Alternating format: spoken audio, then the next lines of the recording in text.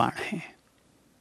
और चाहे कबीर हों, चाहे गोरख हों, चाहे नानक हों, ये सारे लोग हम लोगों को आकाश की तरफ चलने की प्रेरणा देते हैं, क्योंकि वे आकाश पुरुष हो गए हैं।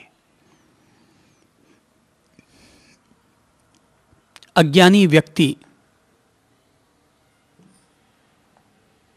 अंतरात्मा में नहीं जीता,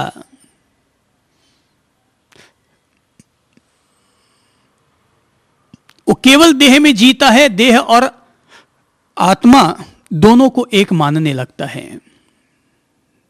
आत्मा के 3 चरण हैं, बहिरात्मा, अंतरात्मा और परमात्मा। बहिरात्मा जो केवल बाहर जीता है, अंतरात्मा जो भीतर जीता है, परमात्मा जो भीतर और बाहर दोनों के द्वैत से ऊपर उठ गया, श्वेत कमल हो गया, स्वर्ण कमल हो गया, कमल की तरह जो मुक्त हो गया, उसका नाम है परमात्मा।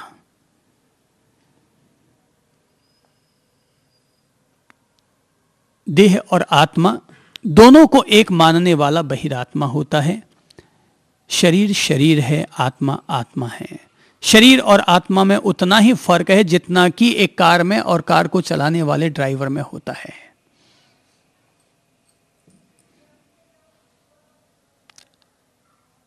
अगर आत्मा को पहचानना है तो केवल एक पल के लिए किसी मुर्दे को याद कर लो और उस मुर्दे के साथ अपनी तुलना करके देखो। हमें तत्काल 2 ही क्षण में आत्मा का बोध हो जाएगा कि इसके भीतर वह तत्व था जिसके कारण वह व्यक्ति चलता फिरता था, और वो तत्व निकल गया, आदमी मर गया। हर किसी व्यक्ति को एक आंशिक तौर पर आत्मज्ञान जीवन में कई दफा होता है। जब जब भी वो किसी को मृत देखता है, शमशान घाट जाता है, वहां जलती हुई लाश को देखता है, तो क्षण भर के लिए एक आंशिक आत्मज्ञान तो उसको अवश्य में होता ही है। पर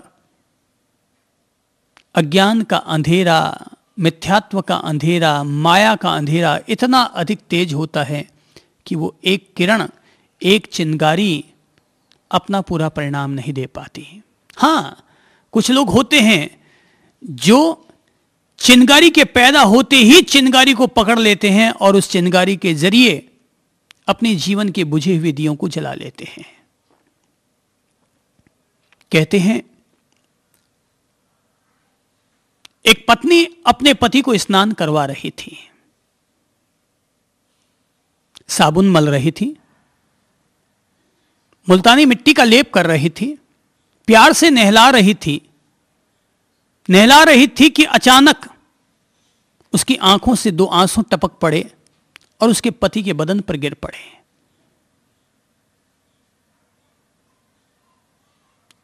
पति के बदन पर 2 बूंद गर्म पानी के गिरे तो उसने आंख ऊपर उठाकर देखा तो पाया कि उसकी पत्नी की आंखों में 2 आंसू थे।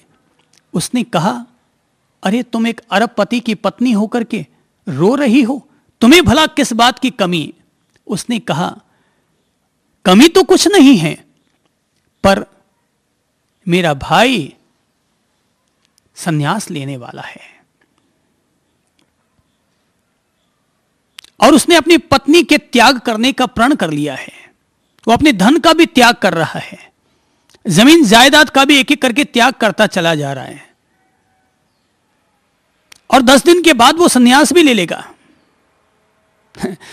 पति हंसा और उसने कहा कि ले लिया भाई तब फिर संन्यास, और लेना है तो फिर 10 दिन की इंतजारी क्या करनी? लेना है तो लिया, और नहीं लेना है तो ये 10 दिन का नाटक भी क्यों? पत्नी को बुरा लगा। हर पत्नी अपने पति से बहुत प्यार करती है, उसके लिए जीती और मरती है, उसी को ही अपना सुहाग मानती है, पर अपने भाई की आलोचना कोई भी पत्नी बर्दाश्त नहीं कर सकती।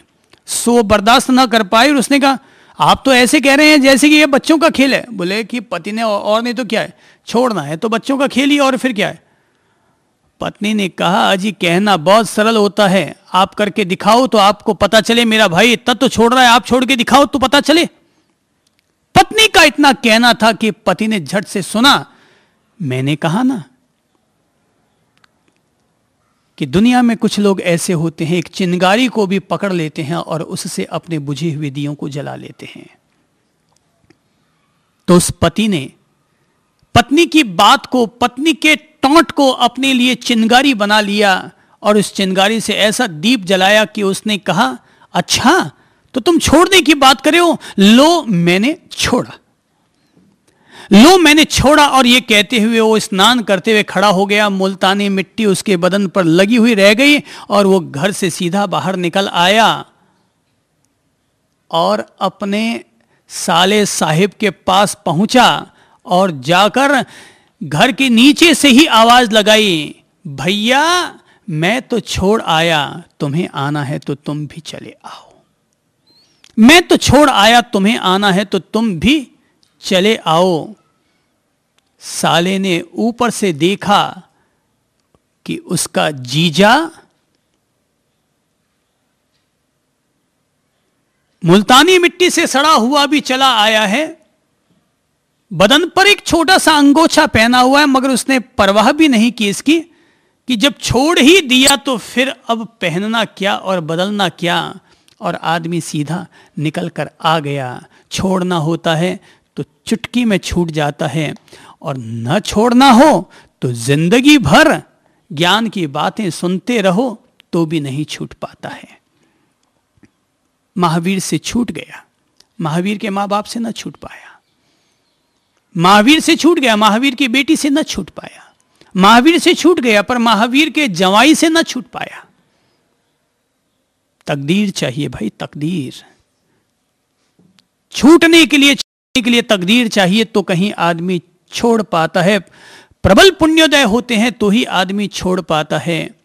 अंधेरे में जीना आसान होता है लेकिन प्रकाश पथ का अनुगामी होना कठिन होता है। भोग के रास्ते पर जाना सरल होता है पर योग के रास्ते पर जाना कठिन होता है। पहाड़ से नीचे उतरना आसान होता है पर पहाड़ पर चढ़ना कठिन होता है। तो मुक्ति का रास्ता एक कठिनाई का रास्ता है, एक संघर्ष का रास्ता है, जितेंद्रिय होने का रास्ता है, अपने आप को जीतने का रास्ता है।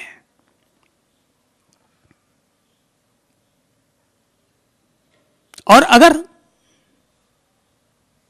व्यक्ति अपने भीतर ज्ञान की ये चिंगारी को पैदा कर ले, ज्ञान की रोशनी को अगर वो पैदा कर ले,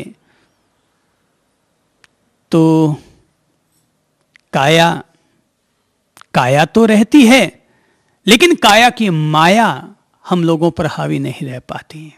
ठीक है तो है, शरीर है तो है, देह और आत्मा दोनों एक माने जाते हैं, एक कहलाते हैं, एक दिखाई देते हैं, लेकिन ज्ञानी की नजर में शरीर शरीर है और आत्मा आत्मा है, कार है, ड्राइवर ड्राइवर है, रथ रथ है, रथिक रथिक है। जैसे आपने कभी नारियल देखा है तो नारियल के ऊपर जटा होती है, अंदर ठीकरी होती है, उसके अंदर गिरी होती है, उसके अंदर पानी होता है। दिखने में तो सारे एक दूसरे से मिक्सअप दिखाई देते हैं मगर फिर भी सब जुदे जुदे हैं। अगर भीतर के पानी को, वासना के पानी को, विकारों के पानी को, भीतर की आर्द्रता को, मन की लेशाओं को अगर निर्मल कर दिया जाए, उनको अगर सुखा दिया जाए तो जटा लगी हुई रह जाती है, ठीकरी पड़ी रह जाती है और भीतर में गिरी अलग हो जाती है और नारियल का गोटा बन जाता है। ज्ञानी जनों ने तपस्या की प्रेरणा दी है। तो तपस्या का अर्थ ही होता है सुखाना।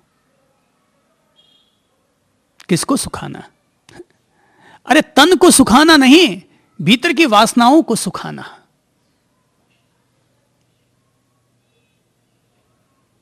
और वासना का मतलब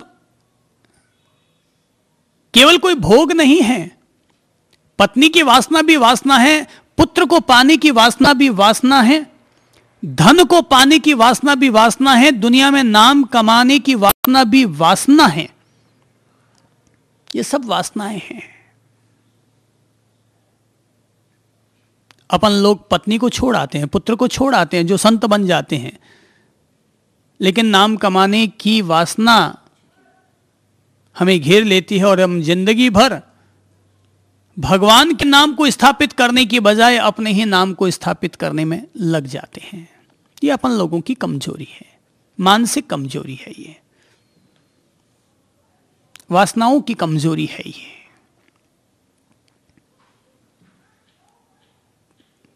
पर जो लोग जागरूकता पूर्वक जीते हैं, आत्म जागृति को उपलब्ध कर लेते हैं, वे शरीर को शरीर समझते हैं और आत्मा को आत्मा समझते हैं। ध्यान का मार्ग इसीलिए है ताकि व्यक्ति आधे घंटा बैठ करके अपनी विपස්සना कर सके, अपनी अनुपश्यना कर सके, अपने प्रति अपनी बोधि को कायम कर सके कि मैं साक्षी भाव से देह की विपासना कर रहा हूं, मैं साक्षी भाव से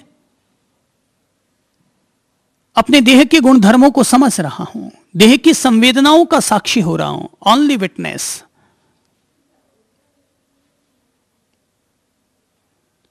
शरीर है तो शरीर को, शरीर की संवेदनाएं तो उन संवेदनाओं को, चित्त है तो चित्त को, और चित्त की तरंगे हैं तो चित्त की तरंगों को सहज रूप में जान रहा हूं, जान रहा हूं, जान रहा हूं।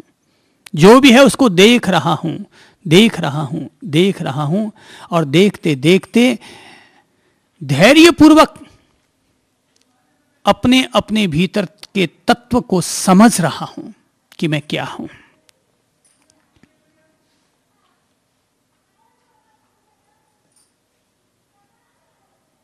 शरीर और आत्मा दोनों जुदे जुदे हैं, इसको हम लोग परिणामों के आधार पर भी समझ सकते हैं। जैसा कि मैंने कहा कि एक मृत शरीर और एक जीवित शरीर के बीच में फर्क करके देखो तो पता चल जाएगा कि क्या है शरीर और क्या है आत्मा, क्या है जीवन और क्या है निर्जीव। तो सहज रूप में ही हम लोगों को पता चल जाएगा।